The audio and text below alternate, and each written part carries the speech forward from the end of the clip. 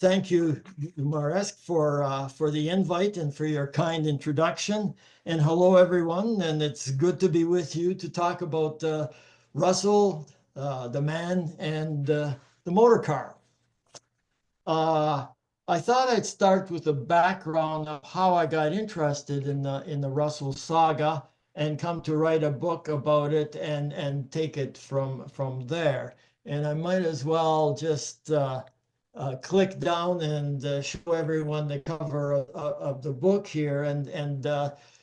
P.S. The illustration on the cover is that of a 1908 Russell Model L Deluxe touring car.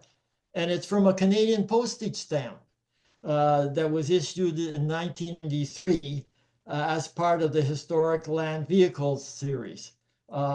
Similarly, by the way, there was also a sterling silver coin from the Canada Mint of a Russell touring car that came about in 2001. At any rate, my original plan was to write a history of McLaughlin and the rise of GM in Canada. I lived near Oshawa, or at least I grew up near Oshawa and worked for GM when I was a kid. However, I quickly discovered that wherever I went to research, I had been preempted by Heather Robinson, who had a very good head start, it appears, in researching the McLaughlin story. And of course, she wrote a definitive work on the subject entitled Driving Force, the McLaughlin Family and the Age of the Motor Car, which was published in 1995. And it's a great, great book. In fact, it is the definitive book, I think, on the subject. So I nixed that plan. I still wanted to write something about the automobile industry. And I moved down the road to Toronto and discovered that Canada's well-known bicycle company, CCM, which stands for Canada Cycle and Motor, had gotten into the automotive business. CCM, which, by the way, later was renamed the Russell Motor Car Company, arguably was Canada's first and only truly indigenous large-scale builder of motor cars. It featured its own in-house engineering and manufactured most of its components. By the standards of the day, as a large standalone independent, it gained considerable prominence with the public and motoring press. So it was a standalone, it gained considerable prominence with the public and the motoring press. And it enabled the company, I think, although we don't appreciate it today, to play a significant role in the promotion of the automobile industry in Canada. From BC to Nova Scotia, the Russell Motor Car and the Russell Motor Cars established a reputation as a premium quality machine for the discriminating, driving machines that contributed substantially to the early motorization of the country. For all of that, and this is why not so much has been written on the Russell, for all of that, relatively little appears, either about the company, the man, and his motor cars. As I got closer to the subject, the reason for this became apparent. There's a distinct lack of source material. Company records have been lost, and Russell, although a mover and a shaker both in the corporate and the political world, as it turns out, was an extremely private individual who evidently left very few personal papers. Consequently, the research for the book posed some narrative and interpretive challenges. From a business economic perspective, a detailed corporate history is difficult. There's simply not enough, at least that I found in the archives, private or otherwise, and public archives as well, to fully answer questions relating to CCM, RMCC's investment strategies, product development, raw material acquisition, allocations, employee relations, managerial organizations, and decision-making. Nor could this be primarily a biography of Thomas Alexander Russell, since scant documentation remains from which a full life could be abstracted. As to the motor cars themselves, even here the information is far from complete. Automobile aficionados wish to know more about the engineering and the design characteristics of the Russell, and certainly they would like to know more than is currently available. So would I actually. Having said that, though, it doesn't mean that we can't reconstruct a fairly complete overview of the Russell and his cars. And that's what I've attempted to do in the book, and that's what I'd like to talk about tonight. And we can start with the man. Who is Thomas Alexander Russell? Well, he was the eldest of 6 children born near Exeter in southwestern Ontario to Thomas Russell and Margaret Foley. Russell Sr. was actually a prosperous farmer who was well known in the district for breeding shorthorns, initially importing some from his native Scotland in 1879.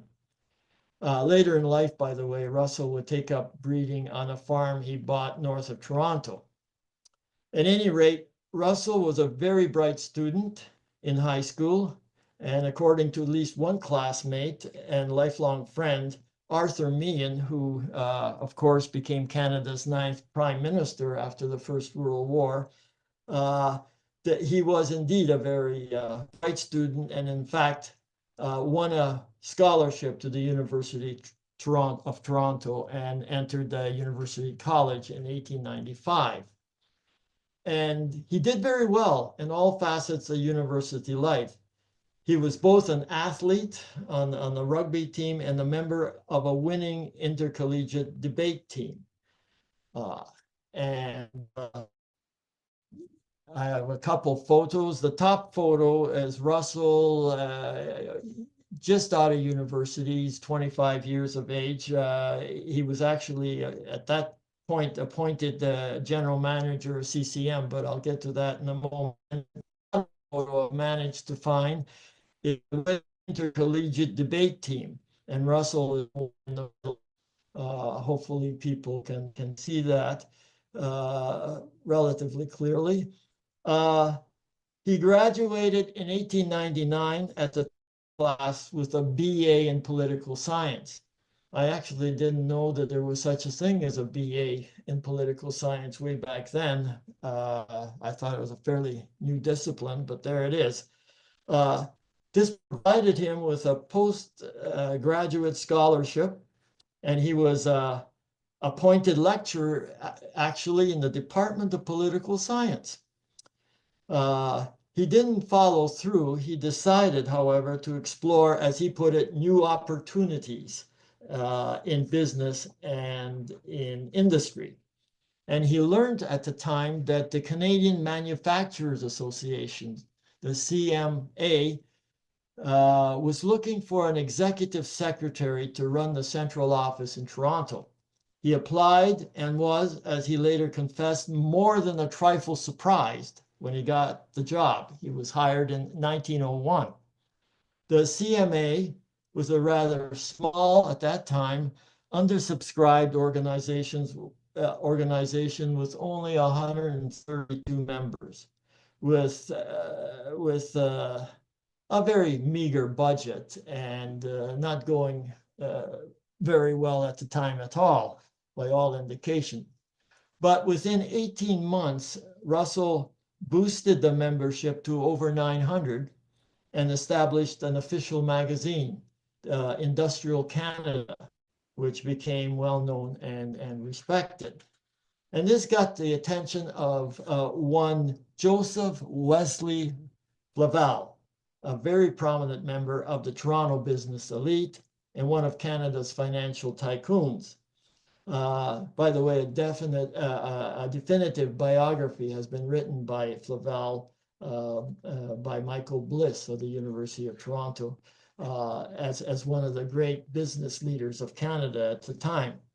As it turns out, Flavel was one of the financiers behind the Canada Cycle and Motor, or CCM, and along with other business notables like Walter Edward Massey of the famed Massey family, he was the mover and shaker of the bicycle company. During the cycle boom of the late 1880s, Flavel and Massey, with other investors, bought and merged 5 Southern Ontario bicycle manufacturers to form the CCM, which became one of Canada's largest companies. Alas, the market is fickle and was fickle. And there was a sudden decline in cycle sales at the turn of the century. This was exacerbated by a fire which destroyed CCM's St. Catharines in 1901.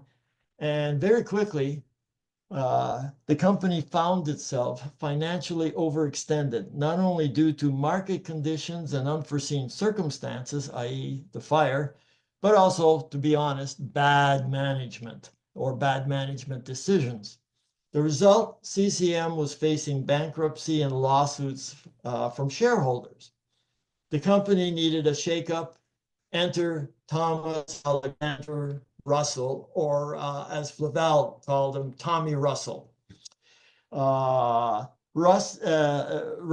was hired, and it was Flavel who convinced the CCM board to hire Russell based on what he did with the Canadian Manufacturers Association. Russell accepted the offer in 1902. He was only 25 years of age. The official title, by the way, was secretary to the board, to the CCM board. He was presented, as it turns out, with an administrative and financial challenge, and apparently he excelled at both. And also, I might add here, as a farm boy, he had an understanding and apparent aptitude for mechanics. He relished engineering details and factory operations, despite having no formal technical training. So it was a happy combination of a financial wizard, corporate wizard, and having some technical prowess as well. More to the point, he was an automobile enthusiast. Like Samuel McLaughlin and Gordon McGregor in Windsor, he was intrigued by the motor car and its possibilities, and CCM should have a motor car division, he decided quite very early on. But first, he had to save the company, and he went about it in quite a ruthless way, consolidating manufacturing under one roof in West End, Toronto, in one plant in West End, Toronto, while closing operations in Brantford, St. Catharines, and Hamilton. He also eliminated stores and outlets in St. John's, Montreal, Winnipeg, and Vancouver, as well as in London, England, because CCM also had a branch there. Well, not only in England, but also throughout the British Empire. So he did travel to Australia and New Zealand, where he sold off 22 retail branches, keeping only 4 that were the most profitable. End result, well, within 12 months, the company's public liabilities to about $250,000, and turned around the previous year's loss to about a $30,000 profit. And this earned him a promotion within the CCM to general manager. Moreover, while entrenching the cycle business, Russell and the board forged ahead with diversifying the CCM product line. And in 1904, the company patented a new lightweight ice skate, which incorporated aluminum top with a blade of nickel and steel, and it proved a great improvement over the available Swiss and German models. And of course, CCM skates are still used to this day. But most importantly, and you get to the essence of our talk, Russell pushed the development of the automobile division. Motor cars had started to become visible at the turn of the century, and Russell was a very keen on their potential. For example, he persuaded the board to purchase almost defunct at that time, I'd say, Canadian Motor Company, and it built for a brief time the Ivanhoe, which was a two-seater electric car. However, of course, as we know, and very quickly, Russell realized that it was the internal combustion engine that was gaining popularity, and it was the only way to go. He then set about to develop a car suited for Canadian driving conditions with proper specifications, like wheels spaced just so to fit wagon wheel ruts and grooves on country roads. The first CCM designed vehicle debuted in 1905. It became known, oddly enough, as the Russell Model A. And it was dramatically rolled out in this, as this photo shows, in front of Toronto City Hall, with Russell seated behind the wheel in the forefront. So the first Russell in 1905. And it was named the Russell in honor of his becoming CCM's general manager and lead proponent.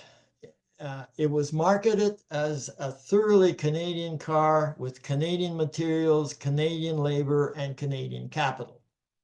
By all accounts, the first Russell Model A was well engineered and solidly constructed. The heart of the car was a water-cooled 12 to 14 horsepower, two-cylinder, horizontally opposed engine in front, delivering power through a slide gear, 3-speed transmission, plus reverse, and a bevel gear drive direct to the rear axle. It was manufactured in-house, and it indeed was a totally Canadian built design. Now, I did come across in my research, and I could never follow it up, but there was at least one suggestion in the literature, and I found absolutely no evidence other than this, that it looked remarkably like the engine, like a Thomas Flyer engine from the Buffalo firm that built it. But again, there was no evidence for this contention. So I can only assume, and I'm fairly confident, that this was a totally Russell-built engine. At any rate, between 40 to 45 Model A units were built in 1905, costing about $1,500 a piece to purchase. Not exactly cheap, and well beyond the means of most Canadians. And this time were hand assembled, and here they're assembling the Model A. Now, the Model A was phased out in 1906, and for not surprisingly, the Model B with a stronger 16 to 18 horsepower engine. After that came the Model C with a larger 21 horsepower. And the company planned to build about 140 cars in 1906, mostly Model Bs. I found no record of how many were actually built. I have the feeling that they would have been hard pressed to build 140 cars, but they certainly had grand plans. Each year the models were updated. In 1907, the Model E appeared with a 25 horsepower four-cylinder, which was cost about $2,500. And towards the end of the year, a Model F, the Grand Tour, with a 40 horsepower four-cylinder built on a 113-inch wheelbase, costing quite a substantial $3,750. In the meantime, beginning in 1906, there began a massive expansion of the plant and the facilities there. A number of buildings were constructed, including a 3-story wood trim and general machine shop, a testing and repair shop, a paint shop, along with upholstery and finishing, an aluminum and brass foundry, and an automobile erecting shop. And Russell purchased the necessary machinery from US suppliers, milling tools, lathes, drills, grinders, shapers, etc. Those are for special automobile work. And here I have a slide that shows at the bottom the CCM factory, the plant in West Toronto around 1906. It's quite substantive. Looks like quite a huge operation indeed. The is a workman demonstrating the strength of a Russell steering column, man sitting on there. And the photo beside it is a building about 120 by 50 feet, and it was devoted to adjusting and testing completed cars. Note there's a track in the foreground. When writing the book, I interviewed a 90-year-old plus, a fellow named Jim Turkington, who test drove the Russell around the dirt track. And I presume that's the dirt track he used. In fact, he placed a crate for his seat atop of the chassis and motor and drove it around. And that was the test drive at the end. And the photo in the middle is a photo of a group of workmen. And he is in the back row, third from your left, although you can hardly make out given the size of the photo. But there it is.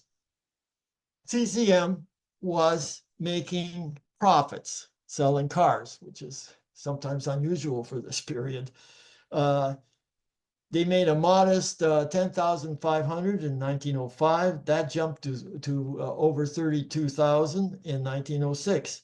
Moreover, the company by the end of 1906 showed a clear surplus of actual assets over and above its public liabilities, and that goes back to the bicycle.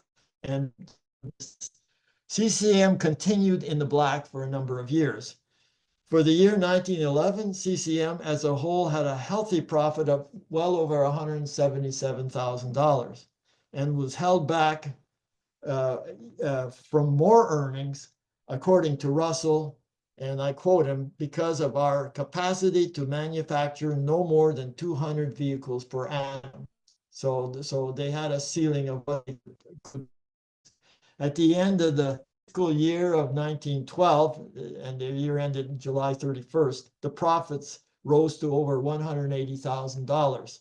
So it was a booming enterprise as far as the car sales were concerned, at least from a Canadian point of view. As well, the company was starting to build a full range of vehicles, from the 4-seater tours to the runabouts, 5-seaters and gentleman roadsters. For $4,500, one could order a 50 horsepower 4-cylinder touring luxury machine. A 7-seater was also available, or a limousine coach on the same chassis for about $5,000. By 1909, it was becoming clear that Russell was moving up. He wanted to make the Dominion of Canada's preeminent automobiles, equal to, if not surpassing, the best from the United States and Europe.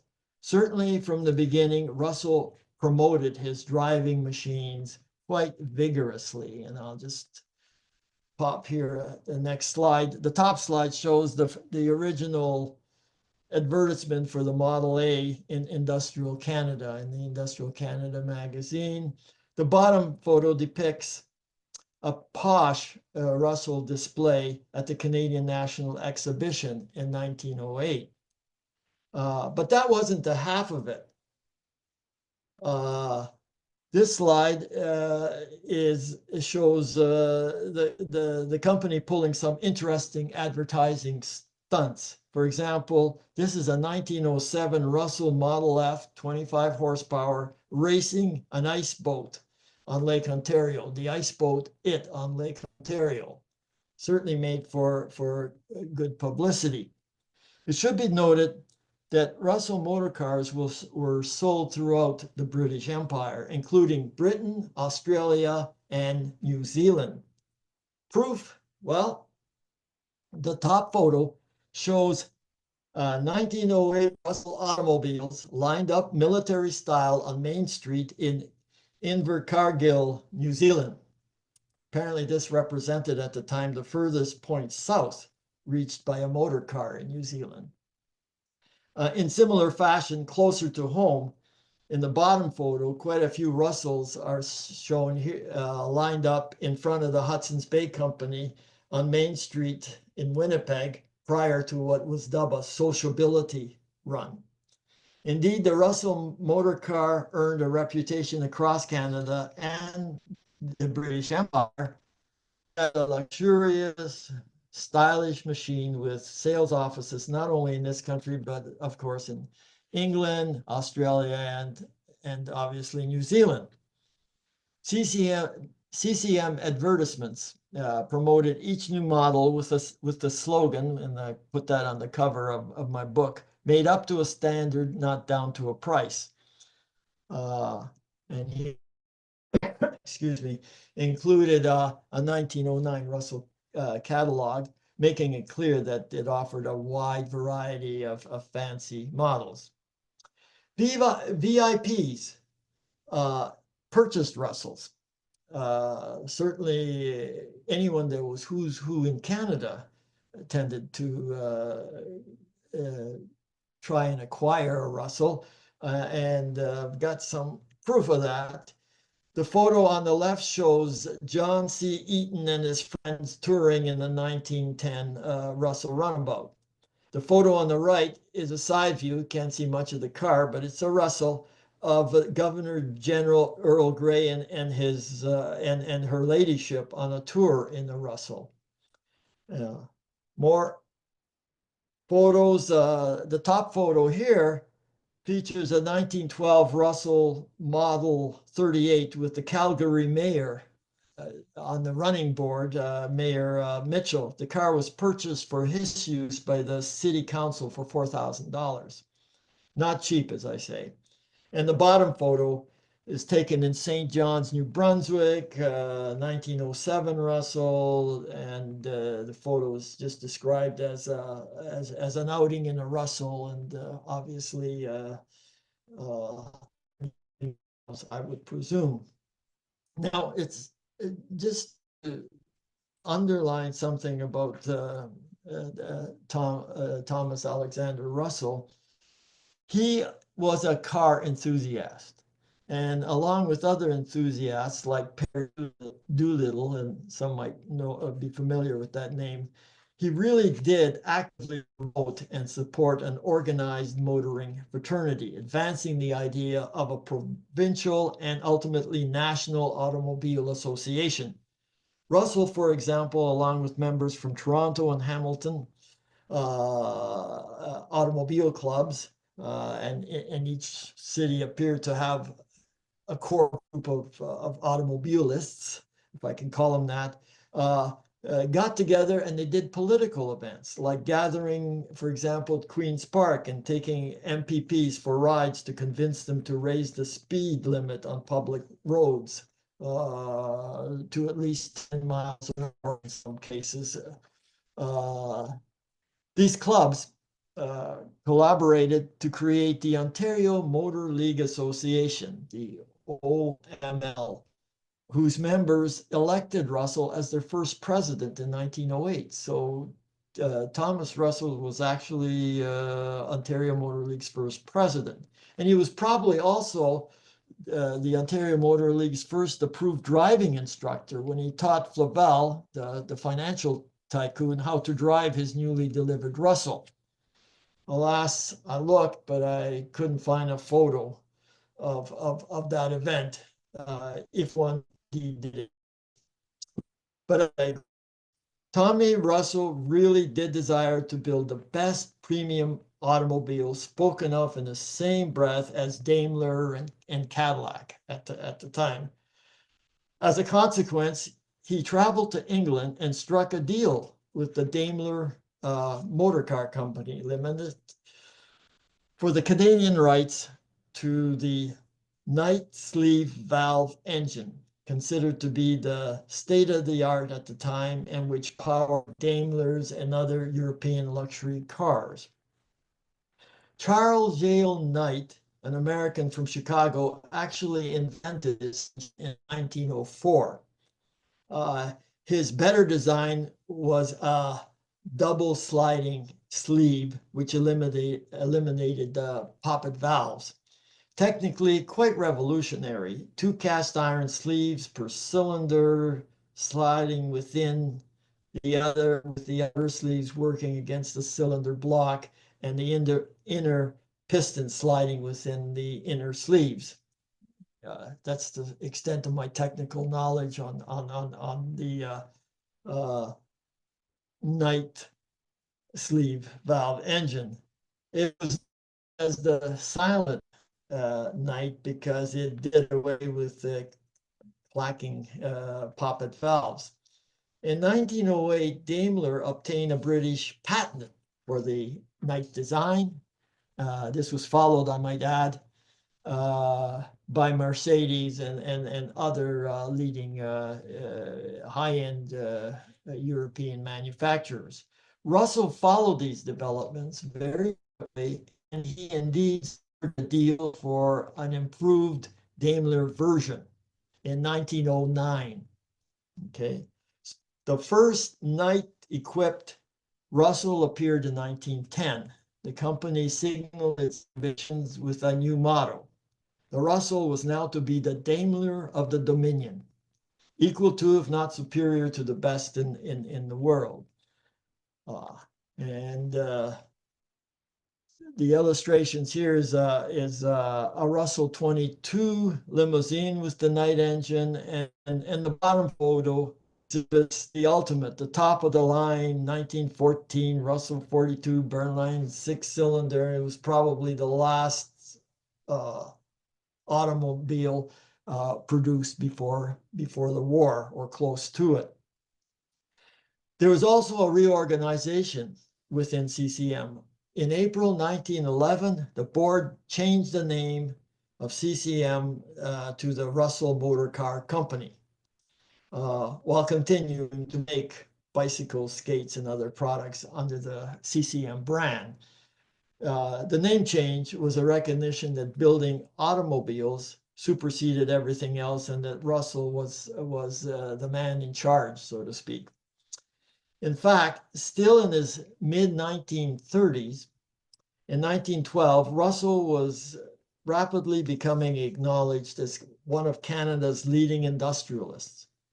And however enticing it was, one of the strange things about Russell is that he didn't run for political office. Many of the leading lights did end up in some shape or form in the political arena. He preferred to exercise his influence behind the scenes, from his activities on the board of the Toronto General Hospital to that of the Canadian National Exhibition. In fact, he became president of the Canadian National Exhibition in 1918 and 1919. And ultimately, he did make an impact politically with his support to Robert Borden in the 1911 election, if I can get into a little bit of Canadian politics at this time. Like many other Canadian businessmen, he became alarmed when Prime Minister Sir Wilfrid Laurier began to talk with Americans about a free trade deal in certain products. Almost well, it was guaranteed a red flag for an industrialist like Russell. And although nominally a liberal, he denounced the resulting reciprocity treaty, as it was called, and along with the so-called Toronto 18 conglomerate of high important businessmen, did more than his share to defeat the Laurier government in the 1911 election. In fact, Russell wrote a number of articles denouncing the free trade. And certainly he was in the forefront of creating angst in Ontario and elsewhere against the free trade that the Liberals put forward. But back to cars. 1913, the company hit a major snag, which damaged its reputation. And it damaged it quite severely. I'm not sure that it really would have survived even if other circumstances had gone its way. But what happened was that under the patented arrangement contract with Daimler, beginning in 1913, Russell had to manufacture an engine in Canada.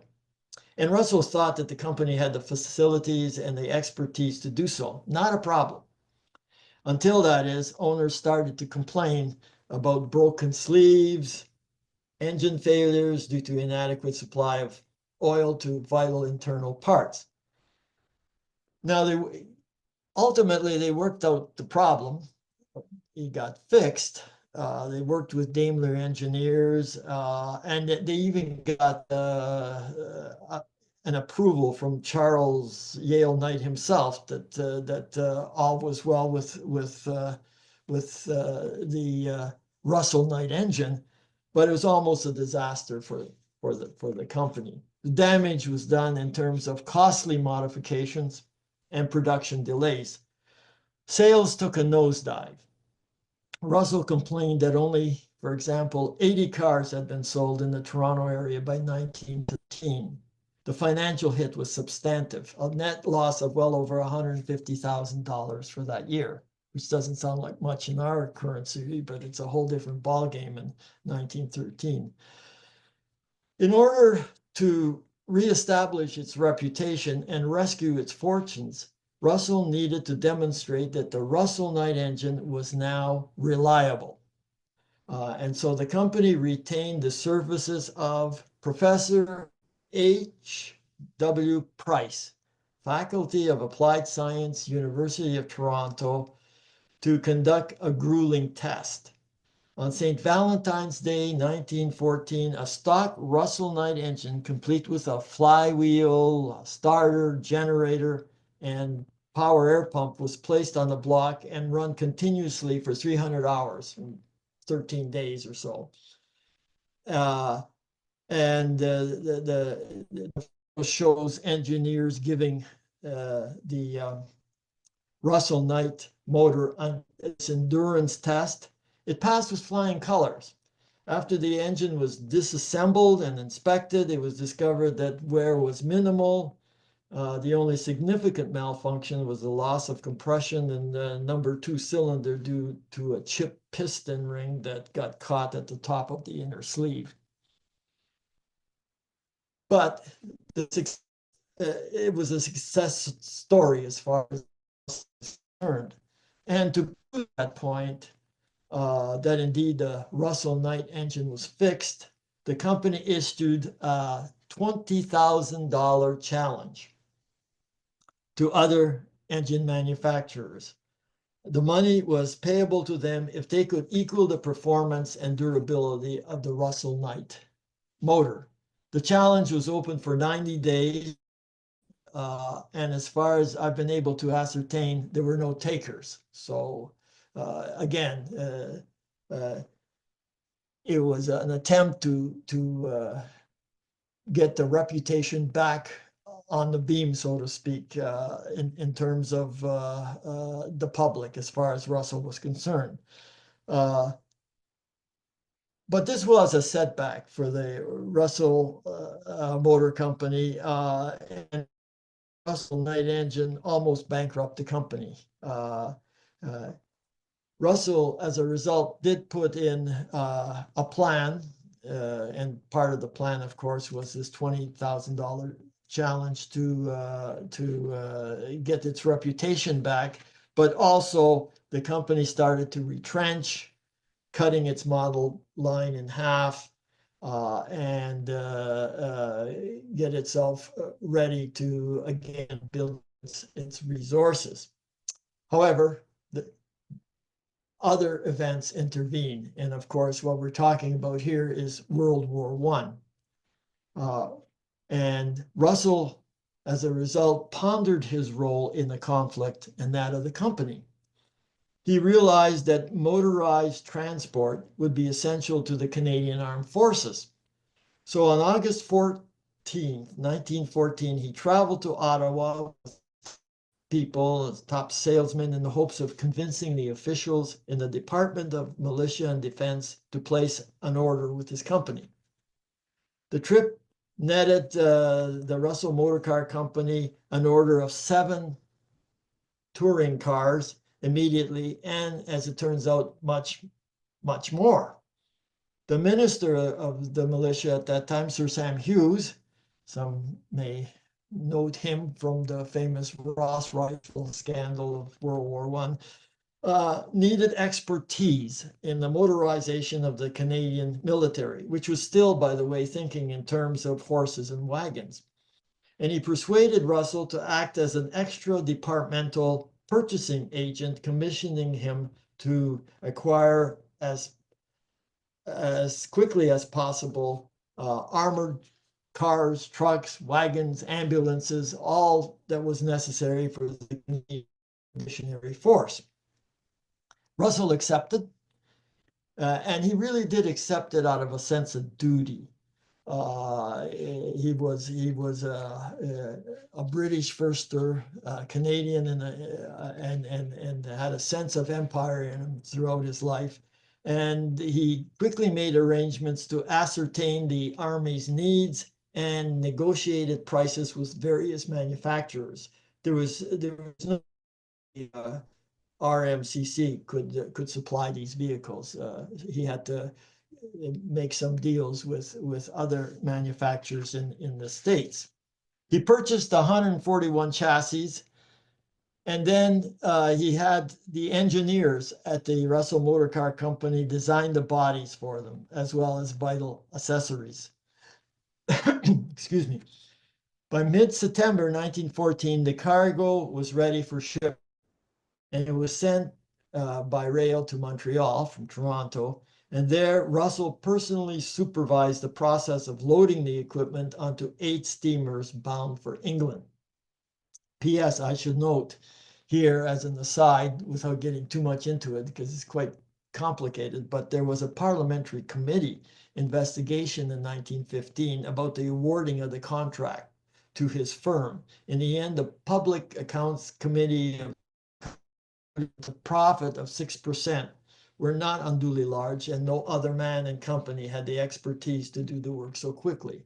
So there was some question, and certainly Russell got exonerated by this Public Accounts Committee of the House of Commons. What did the Russell Motor Car Company supply for the militia department? Well, the major items were 40 modified Jeffrey chassis, and the company modified them by providing heavy-duty chrome nickel plating on the body, complete with a turret revolving on ball bearings, on which was mounted a .303 Vickers water-cooled machine gun. They were dubbed the Russell Death Machines. They were 5-ton vehicles, 4-wheel drive, sort of the equivalent of tanks today on wheels, and they carried a 6-man crew. And I'd like to talk about that in a moment. But before I do, there was also provided 9 auxiliary vehicles, all built by Russell to support the Eaton Battery. That was Canadians that were recruited for the Canadian machine gun crew that was going to be in these Russell death machines. Of particular note, and I'll hit it here, was the Armored Scout. As this slide shows, it had wire wheels, double mounted rear spares, armor plating extending from the snout to behind the front doors, with more plating behind in the rear. It was described as a pièce de résistance of the of the Canadian Armada. It was an experimental scouting car that had the distinction of being the first and only armored reconnaissance vehicle to be manufactured in Canada until the Second World War. And there were a few of them, but this was the flagship. Alas, this specially built Russell 948 model never saw action. A German torpedo sunk the ship transporting it to Europe. So great car, great design, bottom of the ocean somewhere, alas.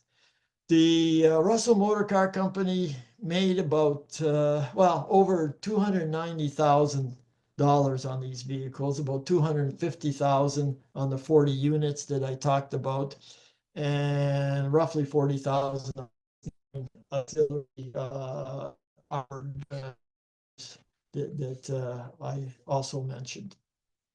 A final word on the fate of the 40 vehicles. Again, I'm talking about the Russell death machines. And there you have it. There's a picture of one.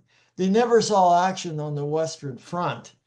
They sat in crates at the Army Depot in Bulford, England. Why?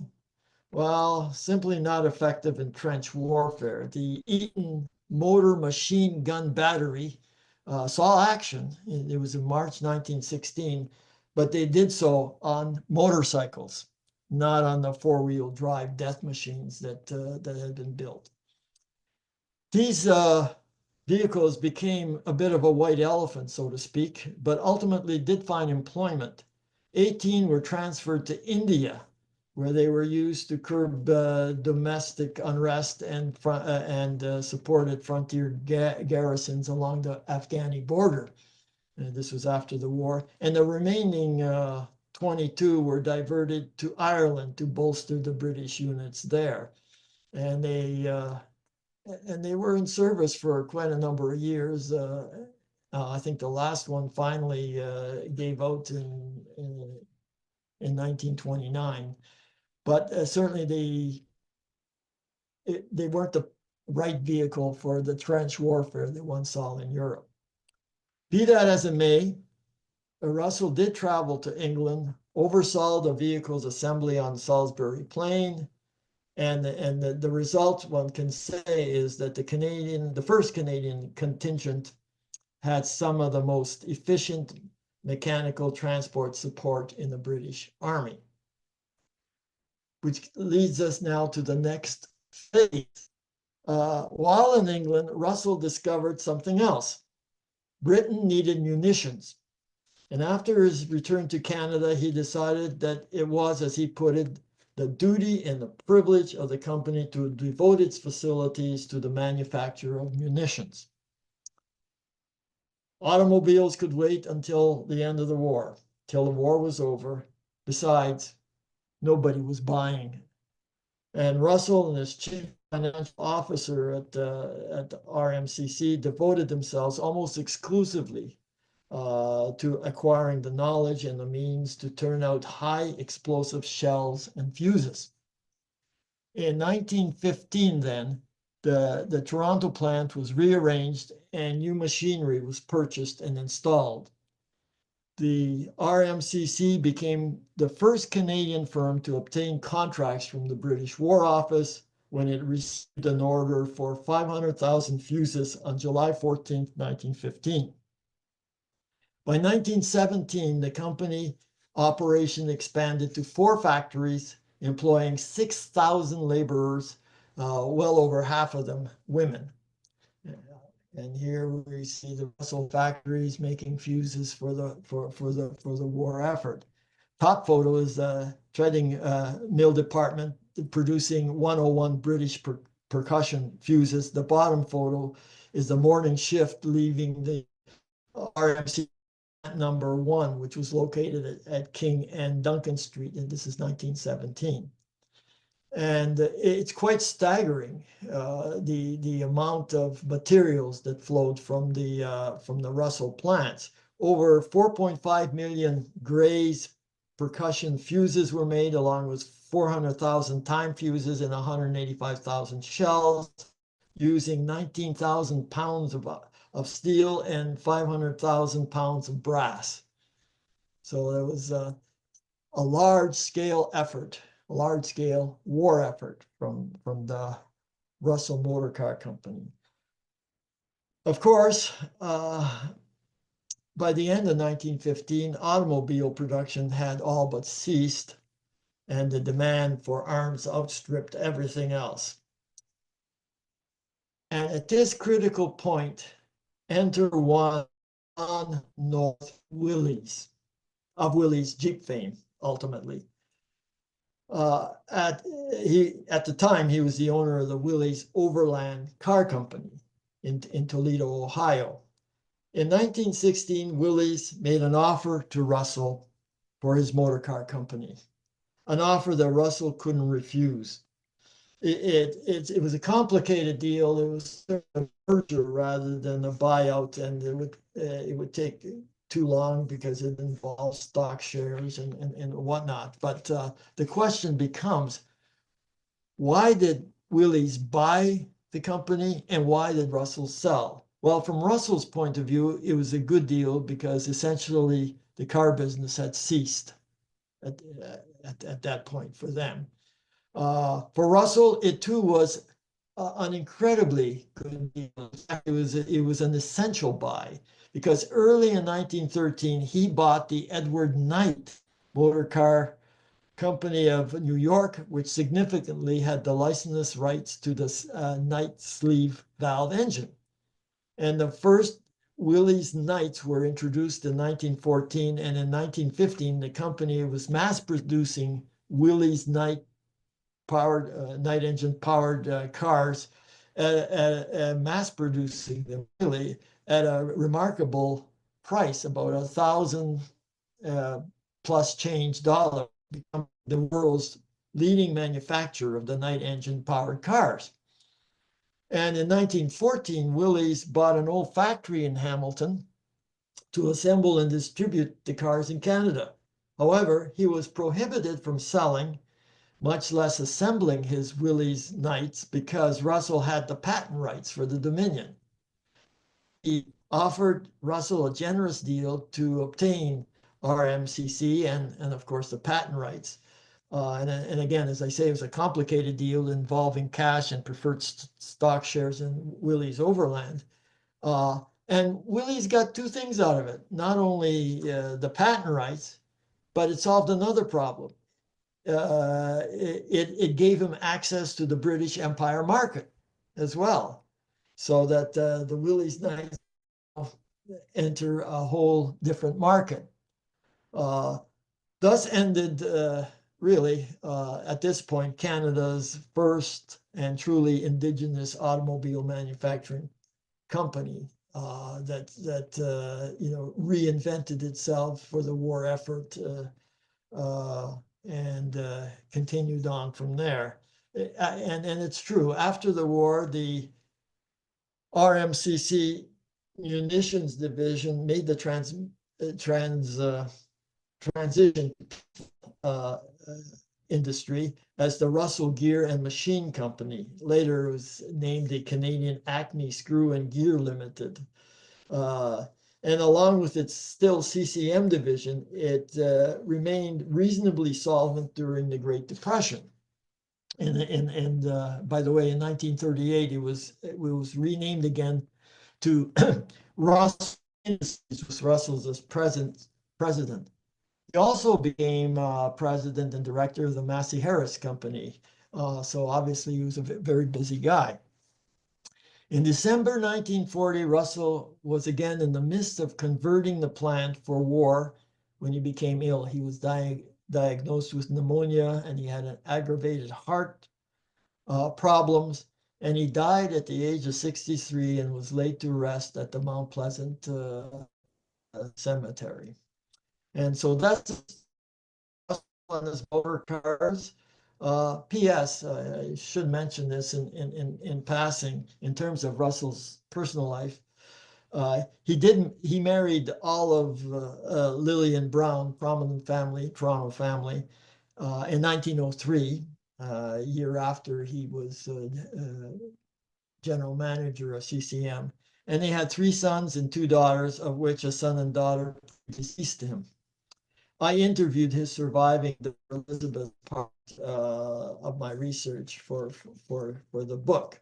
So thank you. My apologies for my slides getting a little discombobulated there, but we sort of got it rolling. I hope everyone heard most of it. And are there any questions? Thanks so much, Jerry. As people are typing stuff in, I'm going to ask, because I've stumbled across this in my research. Russell's not a topic the Automotive Museum has covered a ton because we don't have a Russell in the collection, but were there any Russell trucks? Yes, there were. Yeah, they actually many Toronto firm had Russell trucks, and I've come across a few photos. I haven't included them, but they were used for various deliveries in Toronto and elsewhere. So, in fact, Russell did just about everything from gentlemen's roadsters to trucks and other specialized vehicles to tanks. Absolutely. Marcel's mentioning the excellent collection of Russells at the Reynolds, Alberta Museum, and Roddy is saying there's a couple in the Durham region in Southern Ontario. Do we know how many Russells are left? Well, there are. I've been at the Reynolds Museum in Alberta, and there's at least one that's restored, but there's some in parts and pieces that are elsewhere. But throughout the prairies, there's one in Moose Jaw in their museum. Just about every city has that has a museum has a Russell, I think, and of course Elizabeth, the daughter that I mentioned, she had hers restored, and there's one in the Ottawa museum as well. And there was not too long ago. I know there's a couple in BC, and I know that there's a few private ones in Alberta as well. And in fact, there was a Russell came by as part of a tour in Smith Falls earlier this year. The man, it was restored, and it was part of a I guess a gathering of automobile enthusiasts. So there's a few of them around. There's a few of them around. And you find them in the oddest places. I found one in a little town. I mean, it's a good question because I wish I can't remember what the town was, but it was a private museum, and it had all sorts of automobiles, vintage automobiles, and they had a couple of Russells there where you could have a look at. So we're getting lots of comments. We've got a few members, I believe, of the Russell's owners group in the crowd, and there's 6 in Columbia. So yeah, thanks everyone for tuning in. A related question from Peter: Do we know what the total production of Russells was like 1905 to 1916? I giant number. Yeah, well, for 1905, as I mentioned, at most it would have been between 40 and 45. And I think that they never exceeded probably 200 per annum, maybe a little more in some years, but that's my guess, because again, it's really difficult. I tried to get as much information as I could, and maybe that's not to say that it might not be out there, but I did, for example, write to Michael Bliss, who's the historian that wrote the biography of Joseph Flavel, because Russell was mentioned in his book a number of times, and he's also quite prominent when you talk about munitions, and there's at least a couple theses on Canada's role in munitions, and he simply said that he could not find a lot of information on Russell, whereas on Flavel he found a lot because the guy kept private papers and was very detailed. So the only impression I got of Russell was from Jim Turkington, who one day, this is the fellow that test drove the cars. He said that, oh yeah, one day I saw him in the plant, and he walked around, looked around, picked up a couple bolts and looked at them and walked through. And so he thought he was a friendly guy that you could relate to as a worker.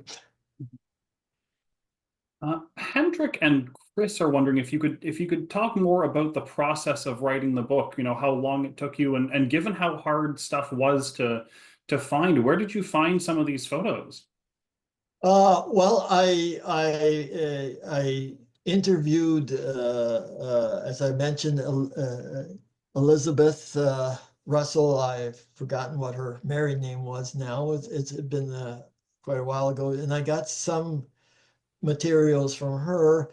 I looked at all the literature that I could find of the time period through printed newspapers, Industrial Canada, advertisements, etc.